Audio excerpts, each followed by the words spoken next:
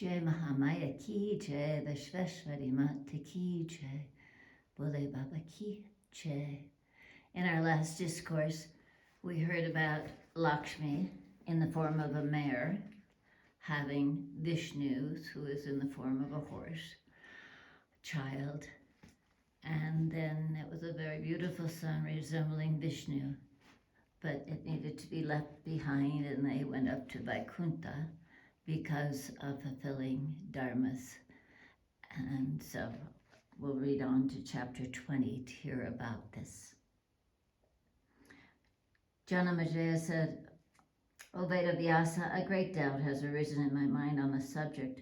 Who was it that took away that son when both Lakshmi and Vishnu left it, in that forlorn state in a forest without any person there to look after it?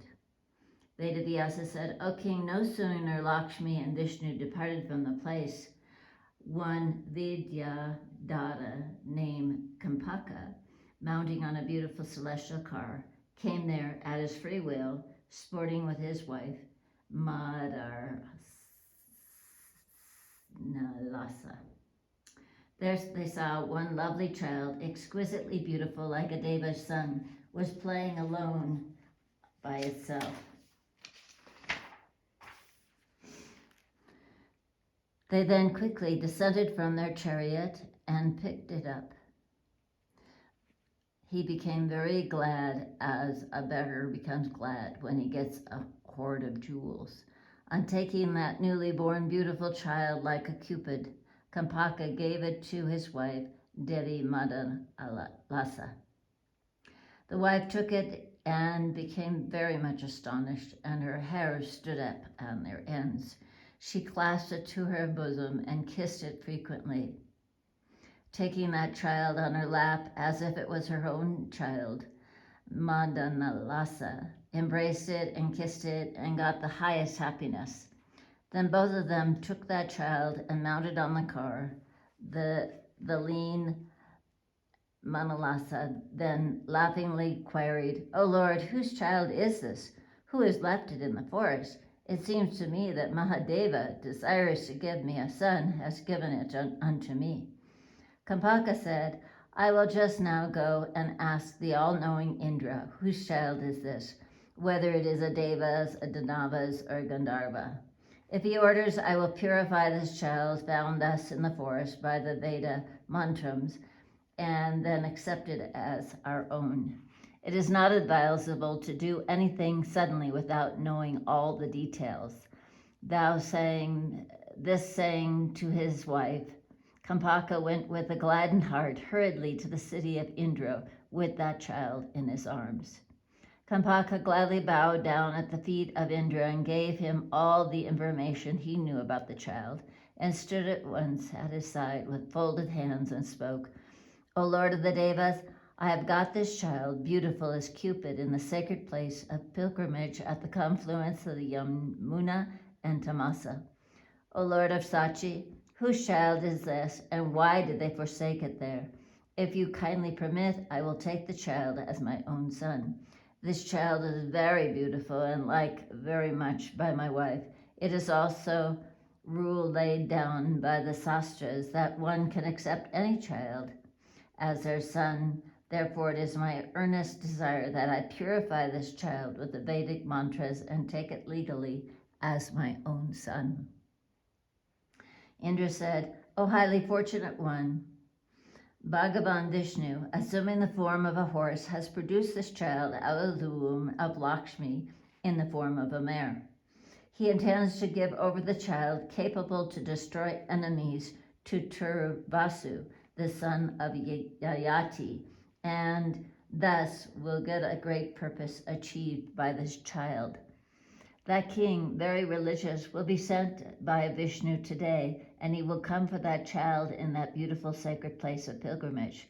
You better go back as early as possible and keep the child there as it was before till the king comes to that spot at the insistence of the Deva Vishnu.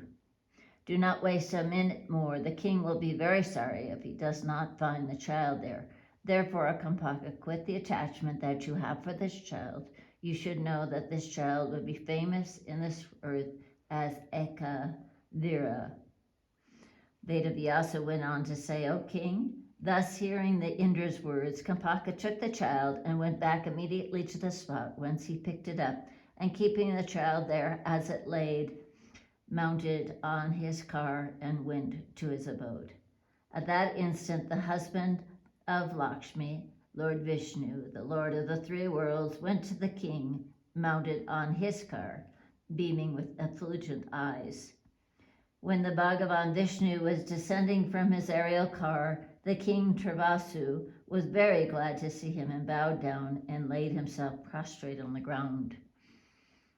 Vishnu then comforted the king, his own devotee, and said, Get up, my dear child, do away with your mental distress. The king also eagerly and full of devotion began to utter words in praise of Bhagavan Vishnu, O Lord of the Rama. You are the presiding deity of the Devas, Lord of the whole world's ocean of mercy and giver of advice to all men. O Lord, your sight is very rare even to the yogis. Being myself of a very slow and dull intellect, I have become very fortunate enough to see you, O Lord. This shows your mercy. Those who are free from any desires and free from any attachment to worldly things, they alone are entitled to see thee. O Deva the Devas, I am bound in 1,001 desires. I am quite unfit to see thee. There is no doubt in this. When Turvasu, the best of the kings, praised thus, Bhagavan Vishnu became pleased and began to speak in the following pleasant words. O king, I am pleased with your asceticism. Now ask your desired boons. I will grant it immediately. The king bowed down again at the feet of Vishnu and said, O Lord, for the sake of a son, I have practiced this tapasya. Give me a son like myself. Vishnu, the firstborn of the Devas, hearing the king's request, spoke to him in infallible words. O son of Yayati, go to the confluence of the Yamuna and Tamasa rivers. For you I have kept there today a son as you like, and with indomitable powers. O king, this child is begotten by me in the womb of Lakshmi. The king became very glad to hear the sweet, pure words of Lord Vishnu, thus granting him that boon. Vishnu then went back to Vaikuntha. The king Turvasu, the son of the Ayati, hearing these words, became exceedingly gladdened in his heart, and mounting on a chariot whose speed cannot be checked, went to the spot where lay that sweet little child. The king of extraordinary genius went there and saw that exceedingly beautiful child catching hold of his toe by one of his soft hands, and was sucking it by his mouth, and was playing on the ground. The child was born of Vishnu out of the womb of Lakshmi. Therefore it resembled Vishnu. On looking at that beautiful, lovely child, the famous king's face got cheered up with the intense delight. The king took it up with both of his hands and got merged into the ocean of bliss, taking gladly the scent of his head, and embraced it happily. On looking at that beautiful lotus face of the child, the king, choked with tears from his eyes and with feelings of joy, said, O child, Vishnu has given me the child jewel in you, so save me from the terrors of this hell named Put. O child, for full 100 years I have practiced a very hard tapasya for the sake of you. Pleased with that, the Lord of Kamala, Lord Vishnu, has given me for the happiness of my worldly career. Your mother has forsaken her own child for the sake of me and has gone away with Vishnu. O child, that mother is blessed whose face beams with joy by seeing the smiles in your lotus face. O delighter of my heart, the Lord of Rama, Lord Vishnu, the Deva of the Devas, has made you, as it were, to serve as a boat for me for crossing to the other side of the ocean of this world. Thus saying, the king took the child and gladly went home. Knowing that the king had come very close to the city, the king's ministers and the city people, the subjects, all went forward with the priests and many other presents and offerings. The bards, singers, all came in front of the king. The king, as he entered into his city, looked affectionately on his subjects and gladdened their spirits by inquiries of welfare. Then, worshipped by the citizens, the king entered into the city with his child. As the king went along the royal road, the subjects showered on his head the flowers and fried rice. Then, taking the child by his arms, the king entered into the prosperous palace with his ministers.